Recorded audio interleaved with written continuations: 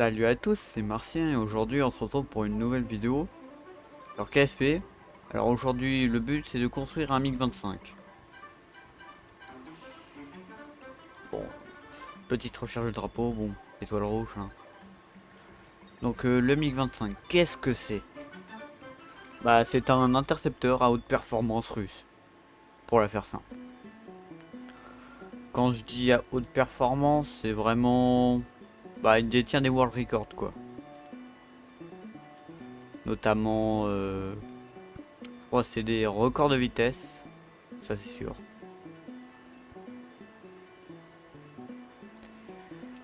Je crois que c'est unique des records de vitesse, des records d'altitude aussi. Parce que le truc, il va, pour aller hyper vite, il va très haut. C'est une technique, hein, c'est tout. Hein. Parce qu'il y a moins de frottement d'air. C'est juste des trucs comme ça. Hein.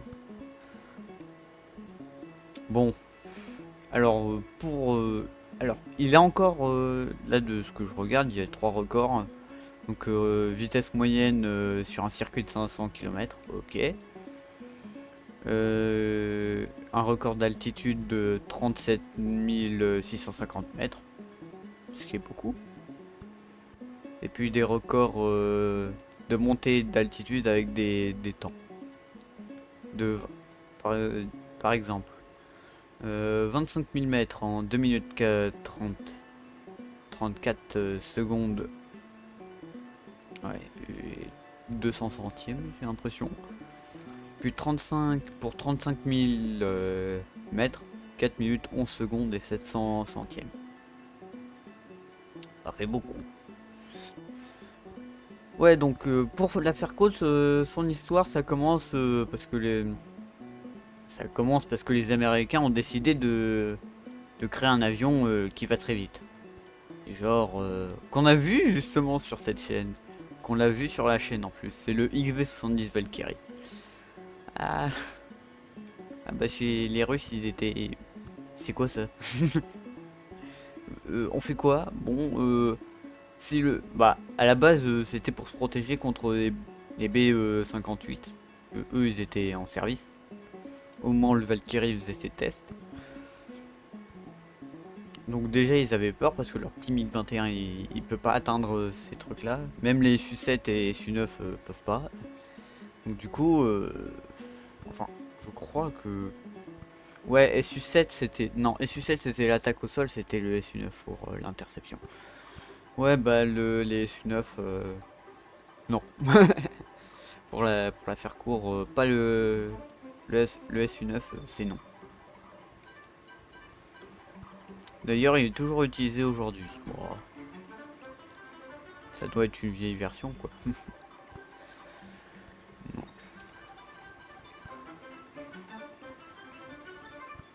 Ouais, bon. Pour continuer, alors, bon, l'avion a fait quand même couler de l'encre chez les Occidentaux.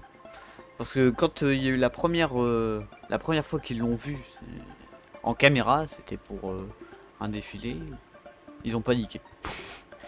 Vraiment, vraiment. Ils ont vraiment paniqué parce que ils se sont dit que l'avion, le MiG-25, justement, était, était un avion qui va vite. Déjà,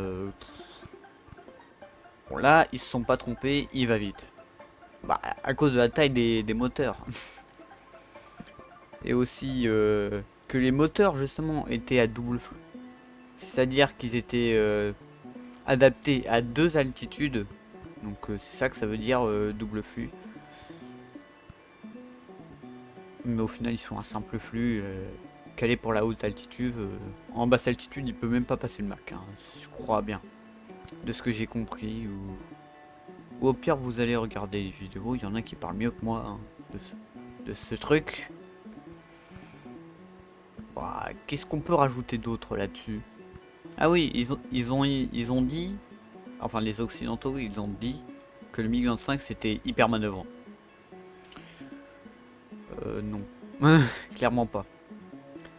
Euh, alors pour vous donner un ordre d'idée, Quand il faisait un virage de 4G, c'était le maximum. Autrement dit, ça tourne pas. Ça tourne pas, c'est juste un intercepteur. Parce qu'en fait, c'était l'assemblage de l'avion qui était soudé, donc du coup, c'était pour gagner en temps et en robustesse qu'ils l'ont soudé, mais ils ont évité d'utiliser les rivets, mais avec les rivets, ils seraient un peu plus manœuvrants.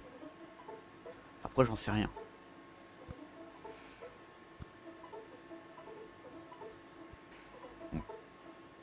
Bon, après, aussi, pour que ça soit réalisable, ce qu'ils ont dit, les Occidentaux, ils se sont dit, le truc est en titane. Alors, pour donner un autre ordre d'idée, c'est que les seules pièces en titane, c'est les bords d'attaque sur les ailes. Le reste, c'est de l'acier et de l'aluminium. Ouais. Bon, après, quelle particularité il avait cet avion? Il portait les plus gros missiles de la planète. Oh. Si c'est que ça, tout va bien. Comment ça, non? Moi, je comprends pas, mais bon. Il s'appelait... Alors, les missiles... Il s'appelait... Les Earth 40. Code autant AA 6 Acrid. Bon. C'était juste les missiles qui étaient censés viser des...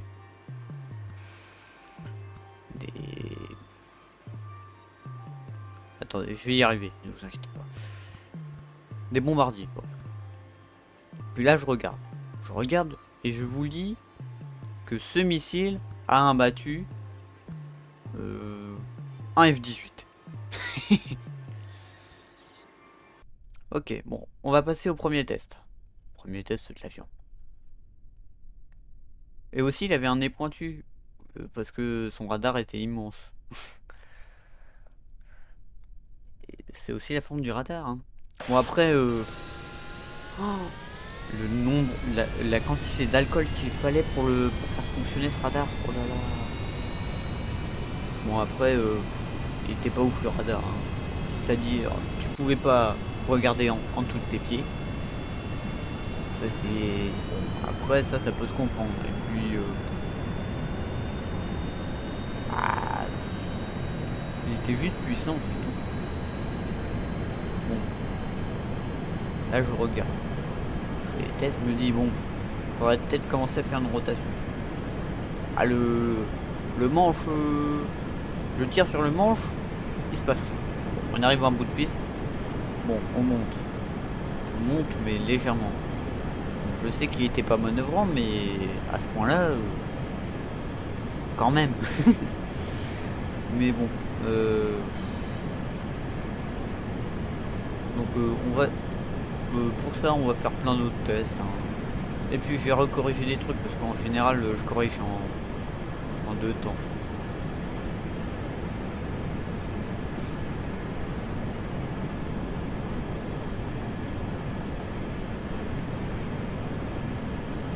Ah oui. Et en réponse, dans, les Américains de ce nouveau chasseur, ils se sont dit, on va faire le F-15.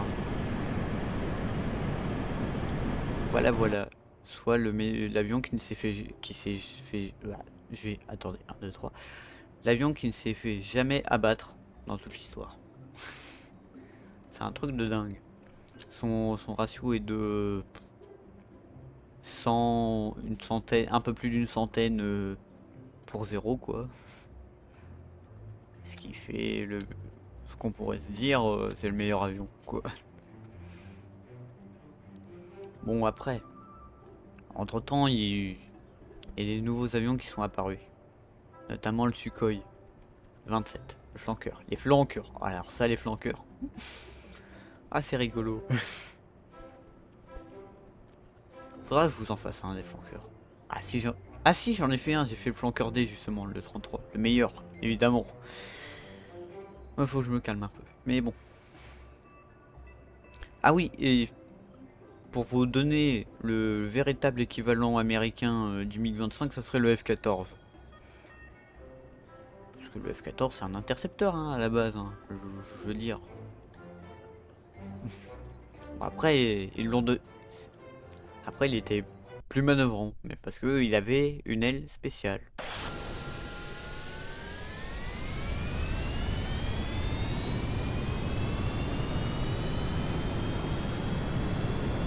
Et aussi, j'y pense, si vous avez un avion à me proposer, je suis preneur, je vous le fais et puis c'est tout. Hein. Vous me dites faites machin, genre je sais pas, je sais pas justement. Genre fais-moi un F14, hein. Vous pouvez me le dire, et puis moi je vais essayer de le faire. Ça va être compliqué par contre pour le F14. J'en ai fait un mais il marche plus maintenant. J'ai décidé d'installer et désinstaller les modes. Maintenant il marche plus donc il faudrait que je refasse un, c'est ça le problème. On me dit de faire un 1021, pour ça je le ferai assez facilement. Mais bon, faites-moi un Mirage 2000, faites-moi un Rafale. Faites-moi un J35 Draken. Bref. Et puis ça se trouve il y en a un il va se ramener, fais-moi un L39. Ok. Et putain t'en as un il va me dire ouais fais le beluga. Oh bon, faut que je me calme. Je sais pas qu'est-ce qui se passe, mais à mon avis c'est la chaleur. Il fait chaud là où je suis moi.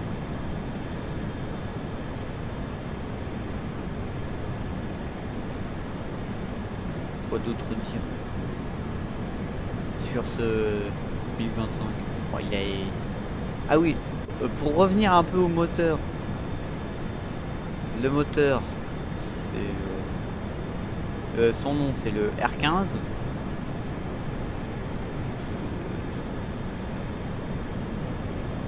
Pour faire des tests avec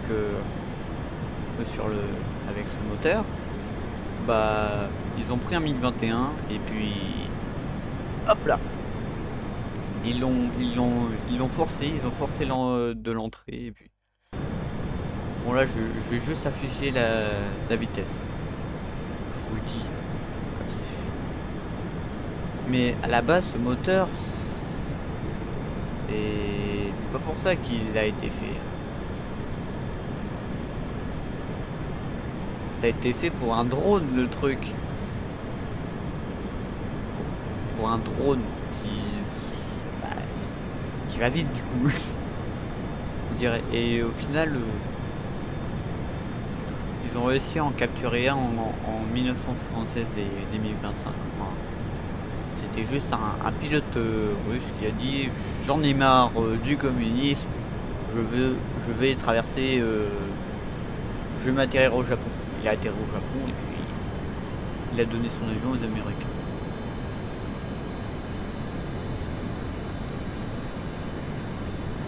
Là je me mets, bon là je baisse le niveau. Et du coup pour avoir alors pour améliorer l'avion ils ont fait le MiG-31 qui est en service hein, mais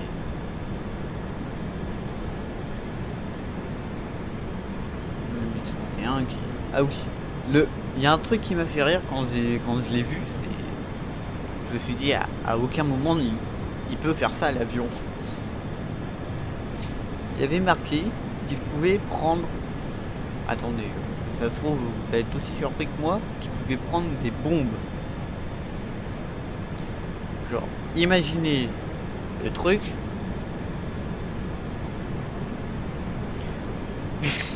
Larguer des bombes. Le truc, il peut pas tourner, donc ça doit être compliqué à mon avis.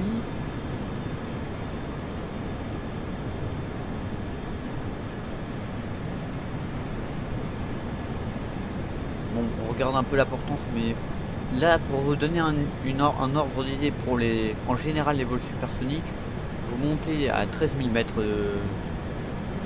à 13 km, hein. C'est la même chose au final, je suis en train de dire.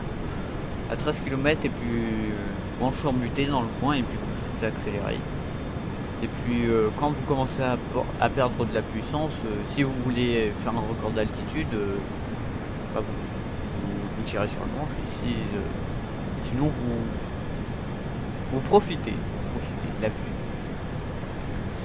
C'est comme ça que moi, en tout cas, je fais mes vols supersoniques. Parce que je crois que au-delà de 20 000 mètres, il n'y a pas d'air, il n'y a pas assez d'air, je crois.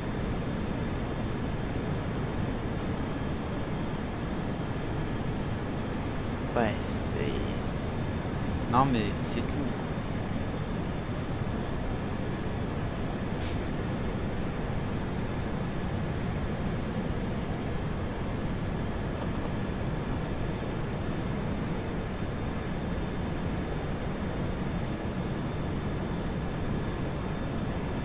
Bah tiens, là on commence à voir les frottements grâce au mode Fireplay qui sont incroyables.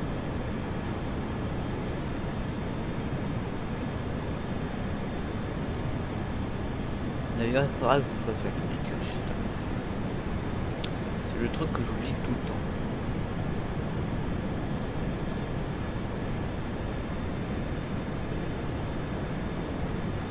Bah tiens, faudra que je fasse un tornado. Je l'ai jamais fait non, dans le jeu. Mais à mon avis, il y en a plein qui se sont fait abattre des mythes hein, aussi. Bon, je change de sujet assez souvent, mais bon.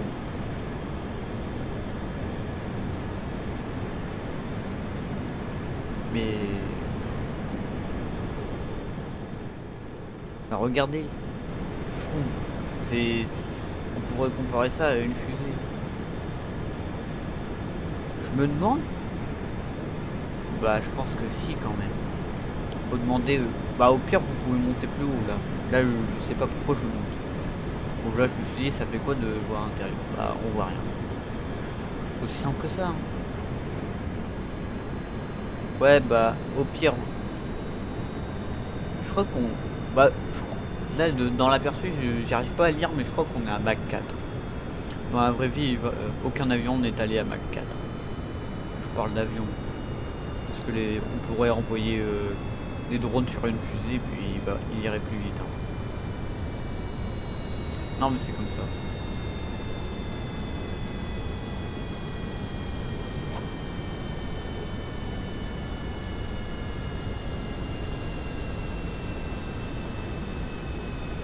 Moi je pense que l'avion le plus rapide au monde aurait été le Valkyrie justement.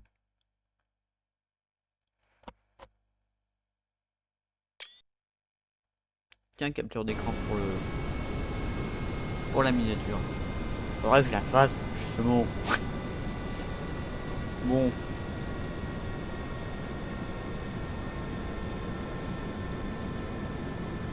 Voilà, bon, moi je vous laisse apprécier la vue, la fin de la vidéo, tout ça. Donc là les moteurs ils perdent leur puissance et ils vont se couper. Ça marche comme ça. Donc en général pour viser vol supersonique 17 km ça peut être aussi pas mal. Mais 13 000 c'est pas mal parce que l'air est encore assez dense pour alimenter les moteurs.